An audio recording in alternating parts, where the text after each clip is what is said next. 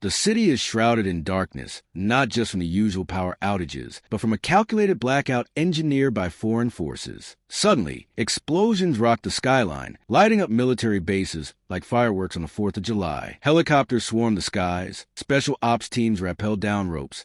In the heart of it all, a man who once ruled with an iron fist is dragged from his hiding spot, handcuffed, and whisked away into the unknown. Nicolás Maduro wasn't born into power. He started as a bus driver in Caracas, a union leader with a passion for rock music and leftist politics.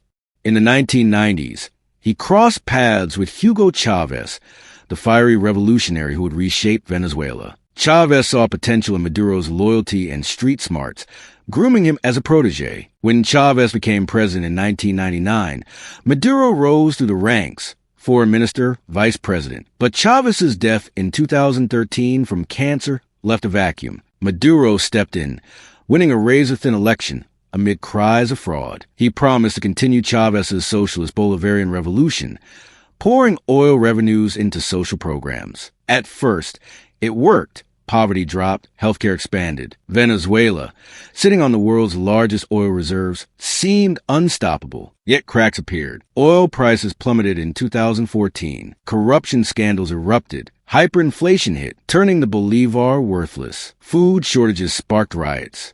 Maduro cracked down, dissolving opposition-led institutions and rigging elections. By 2019, opposition leader Juan Guaido declared himself interim president, backed by the U.S. and dozens of countries. Maduro clung on, supported by Russia, China, and Cuba. This set the stage for a shadow war. The U.S. saw Maduro not just as a dictator, but as a criminal mastermind. For years, the U.S. had Maduro in its sights. It started subtly. Economic sanctions in 2017 crippled Venezuela's oil industry, the regime's lifeline, billions in assets frozen, travel bans on officials. But in March 2020, the hammer dropped, an indictment from the U.S. Department of Justice. Maduro and top allies were charged with narco-terrorism, conspiring with Colombian FARC rebels to flood the U.S. with cocaine.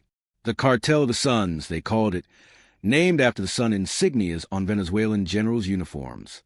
The bounty? Initially $15 million for information leading to his arrest.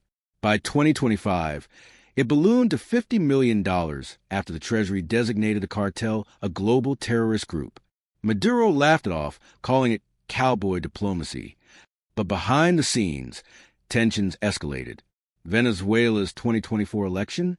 Maduro claimed victory, but evidence screamed fraud. Protests erupted. The U.S. refused to recognize him, ramping up military posturing. Enter President Trump in his second term. Fresh off re-election, he eyed Venezuela as a win. Warships patrolled the Caribbean. Drones buzzed overhead. Intelligence reports pinpointed Maduro's routines. Where he slept, what he ate, his escape routes. A fateful phone call from Trump to Maduro days before sealed it. You have to go. Maduro dismissed it as bluff. Big mistake.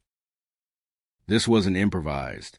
Months of planning went into Operation Justice Dawn, as insiders later called it. U.S. forces built a full-scale replica of Maduro's compound in a secret Florida base. Special ops teams trained relentlessly, breaching drills, night raids, extraction simulations. CIA assets inside Venezuela fed real-time intel. A mole? Perhaps. They knew Maduro's safe room had steel doors, impenetrable to most. But the U.S. had tech. Thermal imaging, jammers to disable alarms. Defense Secretary Pete Hegseth later revealed how the plan caught Maduro off guard. Pure precision. January 3rd, 2026. U.S. warships loomed off Venezuela's coast. A show of force. Strikes hit key sites first. Air defenses, power grids, creating diversions. Then the insertion. Helicopters dropped teams near the compound. Guards were neutralized swiftly. Inside, Maduro and Flores were asleep. Alarms blared. Maduro grabbed his phone. Too late. He dashed for the safe room, Flores behind him. But the door jammed open just enough. Forces poured in, subduing them in seconds. No casualties reported on the U.S. side. Maduro, defiant, shouted about imperialism as he was bundled out. By 2 a.m., they were airborne, heading to a U.S. base. Caracas awoke to blackouts and rumors. Rodriguez's TV address confirmed the worst. The empire has struck. The raid was over, but the fallout was just beginning. The globe erupted. China demanded Maduro's release, calling it hegemonic bullying. Russia condemned the illegal abduction. Even NATO allies like Denmark voiced concerns over escalation. The UN Security Council slammed it as a charter violation. In Venezuela, interim leaders scrambled. Pro-Maduro forces vowed resistance. Experts warn of civil war or proxy conflicts. Brookings analysts called it a tactically spectacular but legally questionable move, highlighting Trump's broad military powers. The big question: would this bring democracy or more chaos?